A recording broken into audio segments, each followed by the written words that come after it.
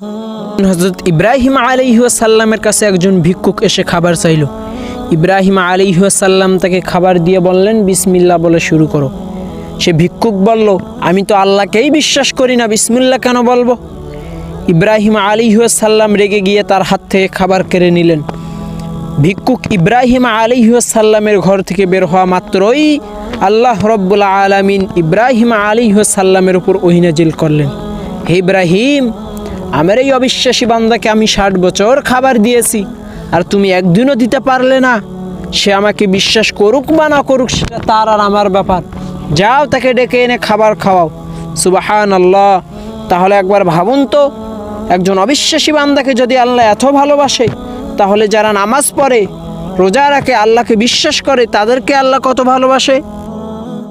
তো বন্ধুরা, হযরত ইব্রাহিম আলাইহিস সালামের কাহিনীটি তোমাদেরকে কেমন লেগেছে? যদি ভালো লেগে থাকে তাহলে চ্যানেলটি সাবস্ক্রাইব ও লাইক করুন।